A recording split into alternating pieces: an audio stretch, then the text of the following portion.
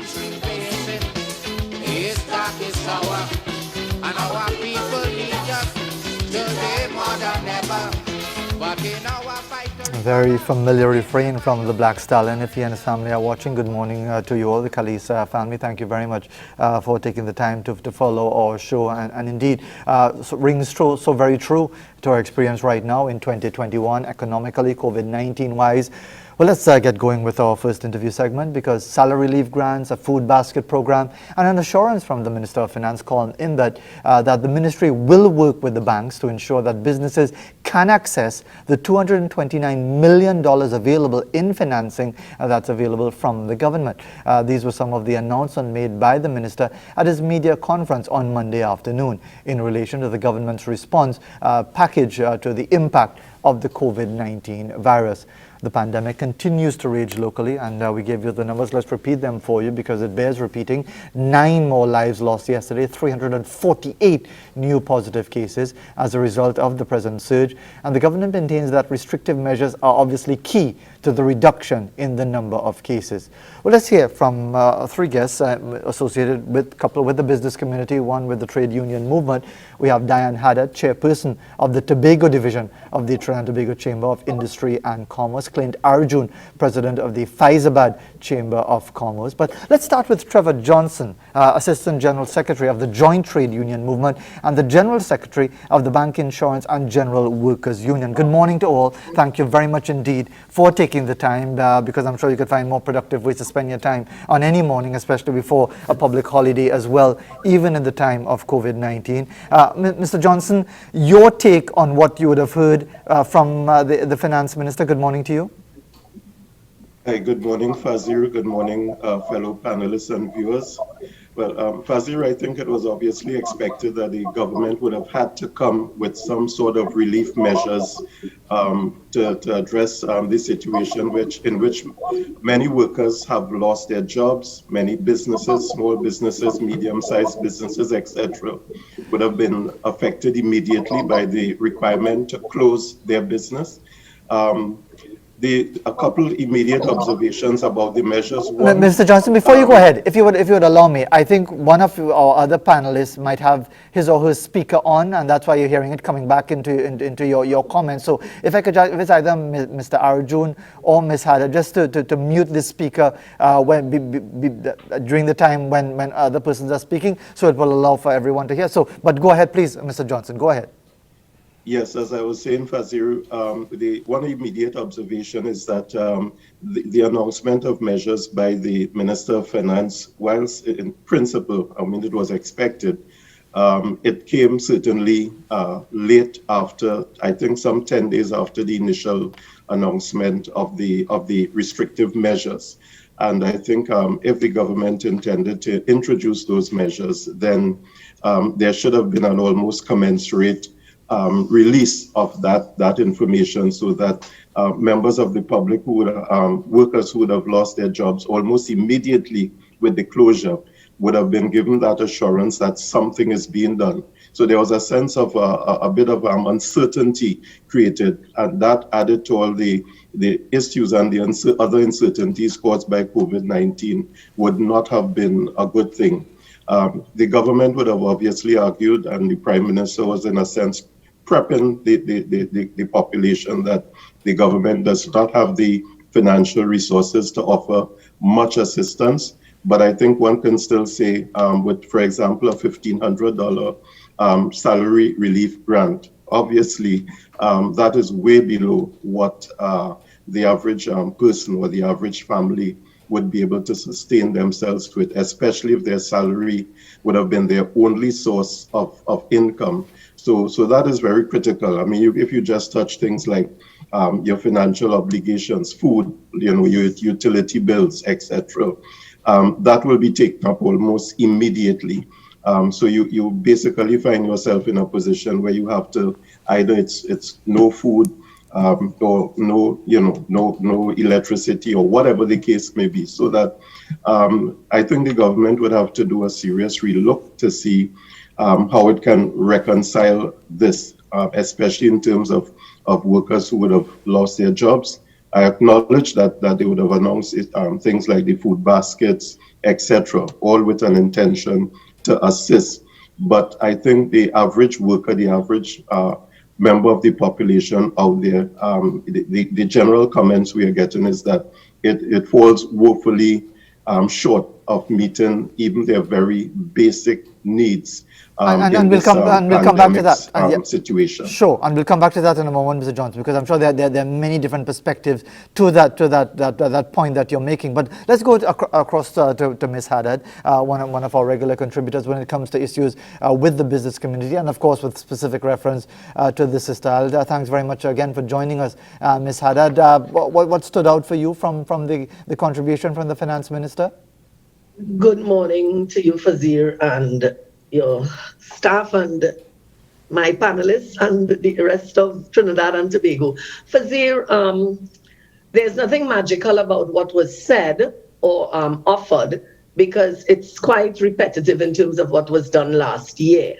And a year later, I do not know that you can use the same formula that was last year. And I have to tell you, first to begin with, the $1,500 was something that came very early last year from the Chamber, Tobago Division, in terms of giving people that support. And when we thought, okay, this was something that will just be temporary, we're all going home or whatever, it was for 2 weeks initially and that type of thing. But to come a year later and offer that type of support is not only woefully inadequate, it's actually quite inconsiderate. You have things, Trevor spoke of your TNTech bills, but TNTech is on the rampage, and of course they've been given a directive to collect their money. WASA is sending notices out to persons via text message. Flow, TSTT, Digicel, they are all on the collection drive, and they are, in some cases, people's telephones, and so I understand, are being cut before the due date. You're actually getting a notice now of the due date of your invoice way before. So the fact remains, everybody's on a drive for money, because it's money that spins the world right now to keep it going. So $1,500 can't cut it. I would have observed when the minister spoke about people who are not registered properly in the system and therefore they did not benefit or whatever. This is the way the country has been run for the last 60-something years, that people were allowed to be out of a system. And now it's in front of us, regardless of whether they are in a system or not in a system, they are human beings, they are out there, and they're getting hungrier and hungrier every day. So you can't make those statements. And what we would have observed is in the last rounds, he spoke of corruption. It's interesting because it was so corrupt. People who had jobs and worked, for instance, in the THA, but had small businesses, also benefited and got grants for their small business. So the corruption was quite interesting, acknowledged a little too late, and there was nothing put in place to stop it at the time. So we being where we are now, our government has a duty and a responsibility to take care of its human beings on its space. And to tell us we don't have money, that's not going to cut it. You can't speak to your people and tell them in any responsible way as a leader that we don't have money and we can't take care of you. Let's get to what transpired last year. Many people would have already used out whatever savings they had. It's a year that they're struggling. And even companies cannot carry the burden anymore. People who paid people for all this time cannot do it anymore. So I know a number of people who would have had to send people home, who has to make the decision of cutting salaries now. Are you going to be looked at as greedy? You don't care. The banks are still there. The insurance companies, nobody has reduced rates. Nobody has done. In fact, insurance rates went up. So who is dealing with all of this?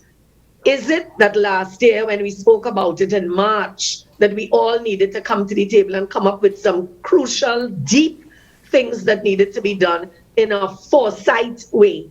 We did nothing. And now we are in reactive mode again. So we are not in a good place, Fazeer. Let's bring in Clint Arjun for his perspective with the president of the Faizabad Chamber of Commerce, representing the business, one of the business communities in the deep south of Trinidad. Mr. Arjun, very good morning to you as well. Just give us your own take on what you heard on Monday. Good morning, Fazeer, the panelists and the nation. Yes, I represent Faizabad Chamber of Commerce and also the Confederation of Regional Business Chambers of 14 members.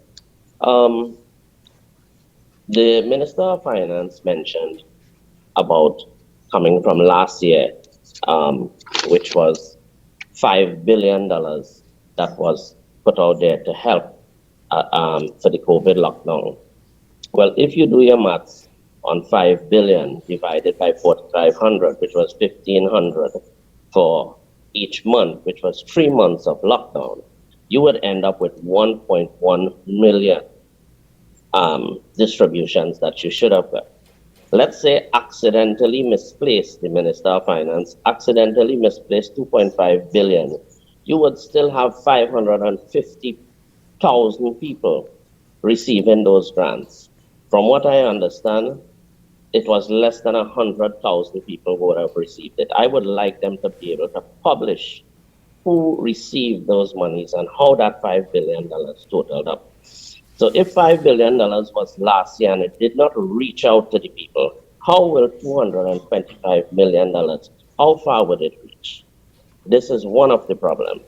The other problem was that the public service, when the public service stays home and you have you could come into work when you use your discretion, right? The private sector, when they stays home, they don't get paid, but the public service gets their salary. So who takes care of that private sector? In the SMEs, the criteria for being able to obtain a loan, it is so, it's a major problem. You want 3 years of financial statements. What about the small businessman who just recently started his business 1 year or 2 years? How is he going to obtain 3 years of financials to be able to obtain a loan? And that loan never reached a lot of people. I myself applied and I never got anything, right? Loan interest, deferrals, we never got anything, right? It was pushed back and you have to pay it at the end of the loan. The government should have been way more proactive, seeing that the blunder that they made in 2020 to be able to do something better in this 2021 for this lockdown. For the business community, for the operation, you want to reduce on movement of people. And the food sector, where you have shut it down totally, there's a lot of high professionals in the healthcare that needs to be fed. They work very long hours.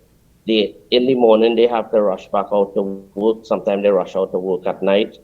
Who is assisting them? At least they are the ones that still need to be able to have a delivery service. So rather than having 200 people go to one place for food, they could have had a delivery service with 1 or 2 persons being able to carry that food to these different homes. And another thing, in the expenses of people where it is very difficult today, is to avoid the burden of these unnecessary traffic tickets while you are just trying to create a problem with people who is still trying to make a dollar at the end of the day. You have these officers and them outside just trying to be able to get money for the government. And my last point is that we praise the government for the hampers that they are going to do right now. But I do hope that a $200 hamper does not cost $500.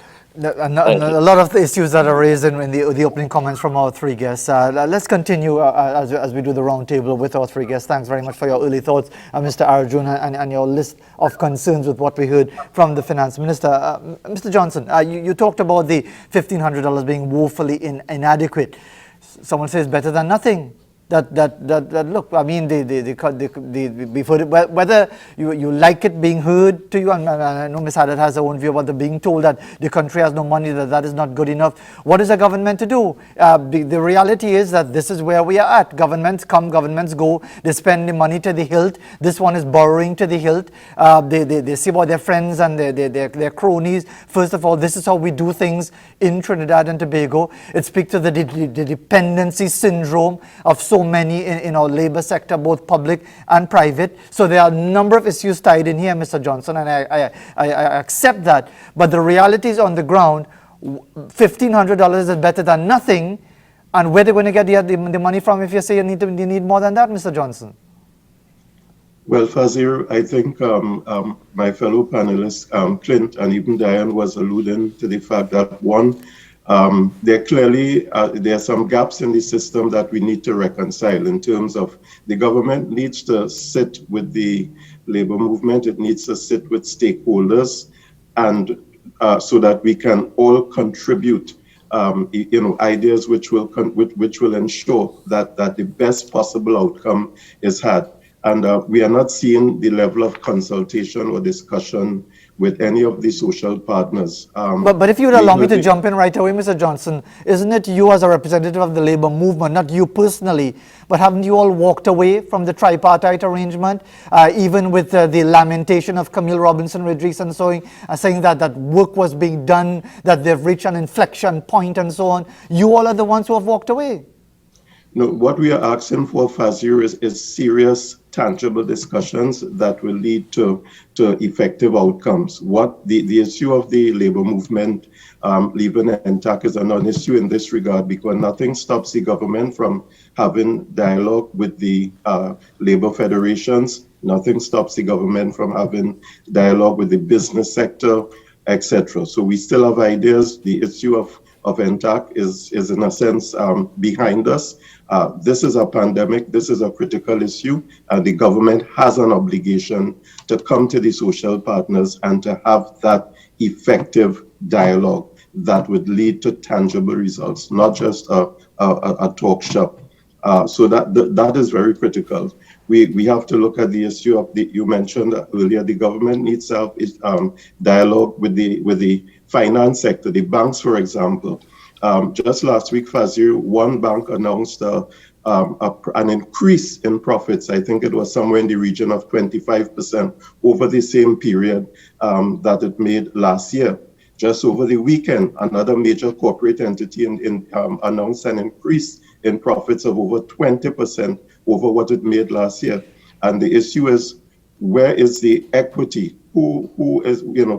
Which sector of the society is being called upon to make the sacrifice? And it seems to be mainly the workers, mainly the small business entities, because if large entities can still be, and I'm not saying that profit is a bad thing, that's a good thing because we want to keep the economy turning. But when corporate entities can report increase in profits over and above what they made last year in this pandemic period, then one wonders, what about moratoriums on loan payments? What about looking at serious interest reductions in terms of able to assist workers? Because $1,500 is not going to pay your loan installment.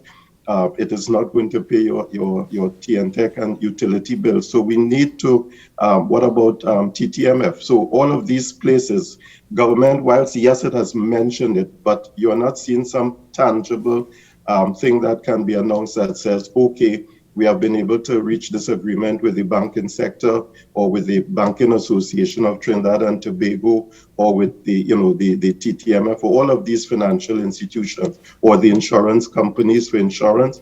Maxi taxi drivers are reporting that they are still being required to meet their monthly or quarterly insurance payments, even though they are down now, I believe, to 50% capacity. So, Fazeer, the issue is not just finding money, but who is talking to and having dialogue with all of these entities so that the relief can come, and the man at the bottom of the table doesn't have to bear an inequitable burden. If you would allow me to just pause for a moment, Mr. Johnson, we do have to take a commercial break, and then we will come back with the continuing thoughts of yourself and our other two guests as well as we move right along. Let's remind you of the COVID-19 protocols before we go to the break. Wear a mask over the nose and mouth when you go out in public. Keep your distance from others at least 6 feet. Stay home if you're ill. Wash your hands often with soap and water, or use an alcohol-based hand sanitizer. Cough into a tissue or into the crook of your elbow. Avoid touching your face. Sanitize those hard surfaces as often as possible, including those cell phones, of course, as well. We'll be right back with our three guests. Change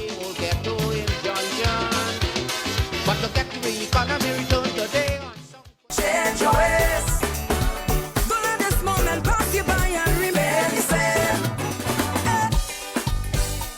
I always say 6:42 coming around towards 6:43 in Trinidad and Tobago. Just got Eid Mubarak greetings from one of our viewers via our Twitter platform, who's obviously a huge Chelsea fan as well. Thank you very much for all those greetings. Don't forget, it's a holiday tomorrow, so we won't be on air, but God willing, we'll be back with you on Friday. Let's continue our dialogue with our three guests. Trevor Johnson, representing the Labour Movement; Clint Arjun, representing the Confederation of Regional Business Chambers; Diane Haddad, chairperson of the Tobago Division of the Trinidad and Tobago Chamber of Industry and Commerce. Ms. Haddad, you are always forthright with your views and talking about, you know, the entire way we do our business of governance in many different ways. You have your own views, of course, on the pandemic and the way it is being handled. But we keep hearing from the authorities about dialogue. They're going to have a meeting. They're going to have a discussion. They're going to meet with you. They're going to meet with this one, and so on. Have you or any of your representatives or affiliates or associates, for example, have you had any direct dialogue with the Trade and Industry Minister, for example, to understand, so that there can be an understanding of the concerns in the business community? Has that happened in 2021 to any significant degree? Good to get your views again, Ms. Haddad.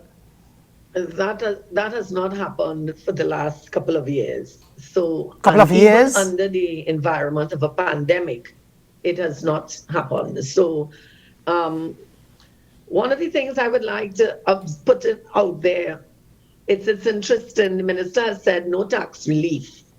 So they are still there to collect taxes, and only essential services should be opened, and lots of people's doors are forced closed so that they don't get $1 to pay their bills or live. Could you tell me, why is the NLCB machines essential service?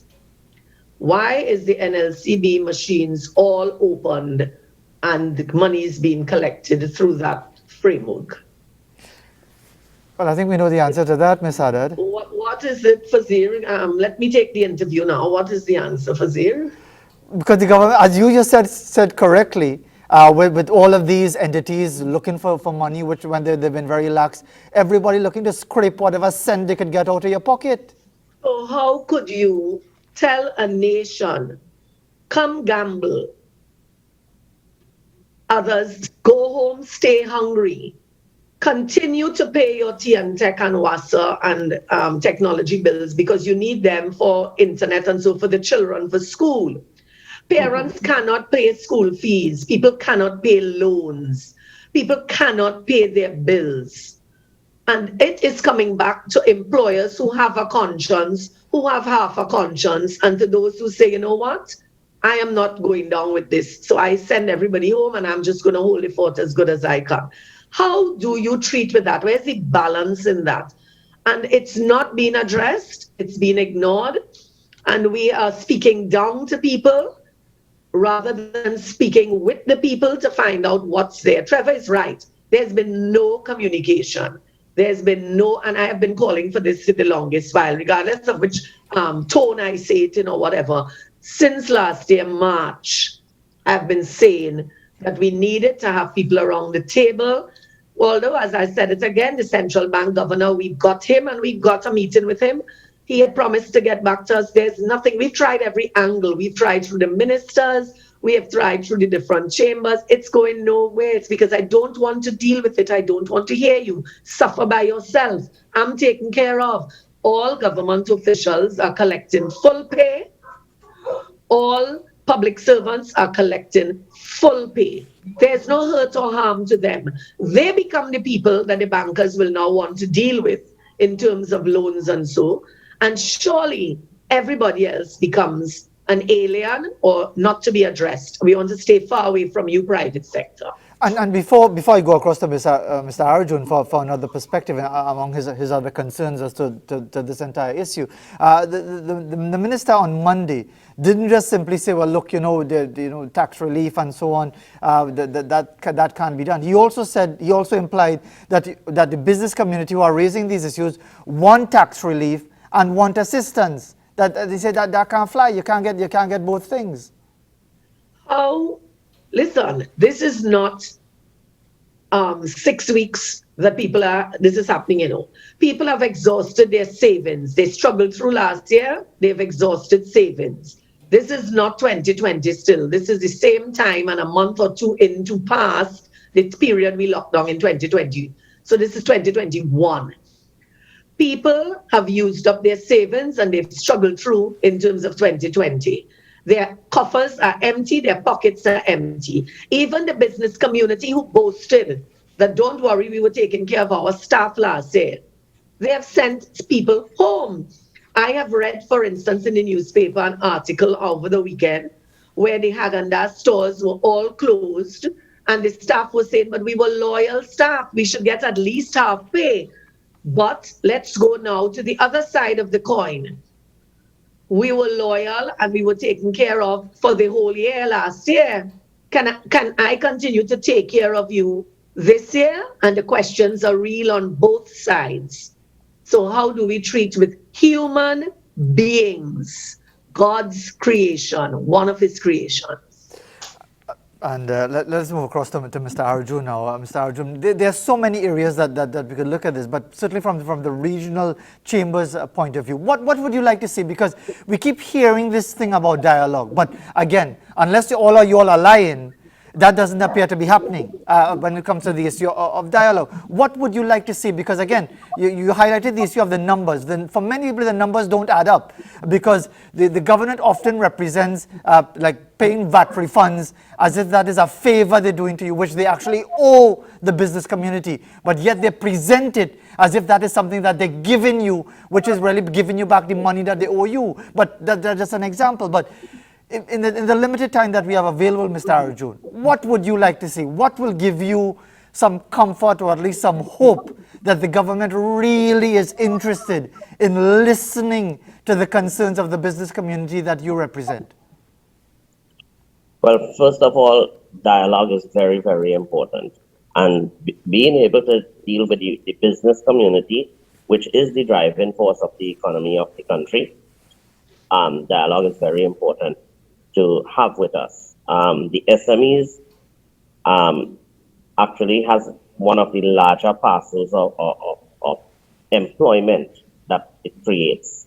And we are the one who is suffering right now. The public service is not suffering. Even in our businesses where we have imports and customs, there are major delays in that area that is causing us as importers to pay an excessive amount of rent and demurrage. And custom officers use the avenue as the pandemic not to be able to work and prolong the whole system. So now we have to pay rent in there. It is just a matter of poor management by the government in a lot of different areas to be able to solve these problems. Promises are just being given and nothing is being received.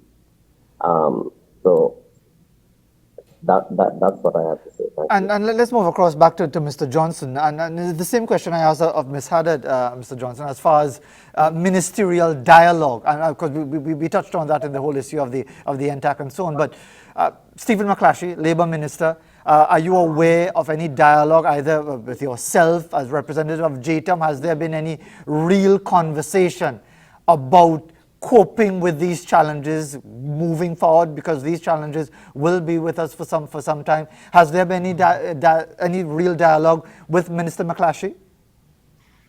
Simply put, Fazeer, the answer is no, certainly not as it relates to the COVID-19 pandemic. And the labor movement has put out, and we are saying that the labor federations, joint trade union movement who I represent, we are quite open to dialogue. There are a number of issues that we we need to discuss, for example, one of them, we're talking about the benefit salary relief for workers who have lost their jobs recently. But we have had over 25,000 workers in this country who have lost their jobs in the past 5 years or so. They are not going to benefit from this, and many of them have not gotten jobs since they were retrenched. We have the steel workers of Trinidad and Tobago who got retrenched, I think, some 5 years ago. They didn't even get severance. And those workers continue to this day. That matter remains unresolved, and they have come into a pandemic with this. So we are saying we need to be able to dialogue. If the government starts at the community level, whether it be Matlot, whether it be Dago Martin, whether it be Charlottesville, wherever you speak, you talk, start at the community level. The people in the communities, they know what the challenges are. They know what opportunities may exist to help them out of this crisis. There are people with creative ideas on the ground, and we have to be able to start that. We do understand that they're in government, they have to manage, but who said that they are to do that without consultation? Who said they are to do that without talking to labor? Who says they are to do that without talking to business in a meaningful way, not in the sterile manner which was occurring at the level of NTAC, which is why we left. Trade unions have asked to be essential because there are issues that are happening on the ground in workplaces with COVID-19, and we have to be able to respond to these issues. So we are seeking dialogue with the government on that, and we are still waiting on a response. We have given them the reasons because workers are being retrenched, workers are in places where there are COVID issues, and sometimes the employer is challenged to respond. And it is the employer and the unions working together that will resolve these issues. So these are areas that we are asking for dialogue on, the whole issue of labor being essential, not simply because we want to be on the road to breach the COVID pandemic restrictions, but because there's a meaningful role for us to play, just as there's a meaningful role for the chamber, there's a meaningful role for the Tobago Chamber. So we are asking for that because we acknowledge that government has said it has some economic difficulties. That is not unknown, but we are saying we can help you resolve those issues. There are workers' issues that need to be resolved. Let us talk about them. They are unresolved negotiations for the last 6 years. We are not saying we want money now, but why can't we talk? Why can't we negotiate so that we can know what the parameters are? Mr. Johnson, thanks very much for that. These are the things, Fazeer, that the labor movement is looking towards. We are not seeking to, we recognize the challenge posed by this pandemic. We are not immune to that, but we are saying we need to be able to dialogue with the government to be able to have resolutions that are tangible for the most vulnerable in our society. Thanks so very much. That is critical, and we expect that in very short time that the government will be able to see this and be able to engage the labor movement meaningfully and all the other stakeholders. Thanks very much, Mr. Johnson, for your thoughts, and Mr. Arjun as well. Let me leave the toughest question and the shortest time available to Ms. Haddad, because we have just about a minute left, Ms. Haddad. Are we really going to change the way we do things via this experience? Because you have a broader view of these things and different spiritual perspectives and so on, but do you see any suggestion that as a nation, whether it's government, whether business, whether private sector, whether individual on the street, do you get any sense that we are inclined to do things differently going forward so that we could actually learn from this experience, Ms. Haddad? Well, from what you have asked me, I would like to answer now and say it doesn't seem so. So that the first part of the question is a no. I don't think that people have adjusted their minds, the reality of what's going on. I think we're still in the mindset of the dependency mode, and we are looking for somebody else to mind us. So, for instance, the government employees, well, we are in a safe zone. The money will come from government and we'll be taken care of. In the private sector, the employees are, well, my employer has a responsibility. I hope they have a good heart and they'll take care of me. And the whole thing seems to have that same Trinidad and Tobago mentality of somebody else has to take the brunt of this. I don't think we've come to an individual thought pattern of how do I take responsibility for me, what are my roles, and how do I ensure that I carry it out properly. And I'll share with you recently, Very I had a quickly, meeting yes. with some teachers, and quickly, you know what I was telling them?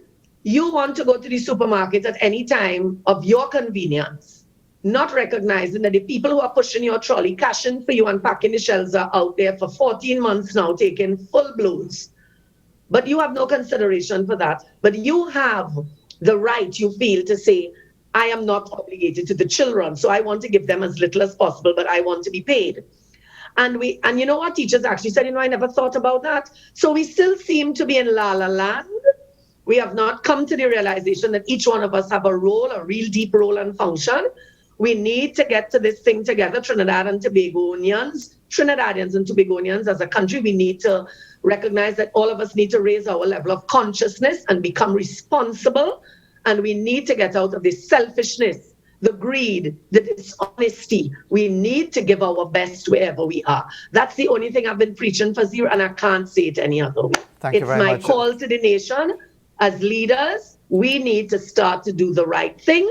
And as the people who are below us, we need to be the example for them so that we use the pandemic to bring Trinidad and Tobago to a shift of change for the positive, because we were going down the wrong road. Ms. Sada, thank you very much indeed. Well, you're calling for a different country. You've got to change the name of the country if you really want to get all of the changes that you're talking about, because it won't be Trinidad and Tobago anymore if it were to operate that way. But thank you very much indeed for taking the time to offer your very frank perspectives together with Mr. Johnson of the Labour Movement and Mr. Arjun representing the regional business chambers as well. As we head to the break and towards the top of the hour, here's an image from Shelly-Ann Gillard of Murray Road in Morva. She says it's straight from the kitchen garden. Fresh tomato, Congo pepper and pimento. That would go well in a proper pilau, I would think, or some other thing, other concoction that you might have. Now for a video of the Matt Lincoln Augustus film moving across his backyard. Okay.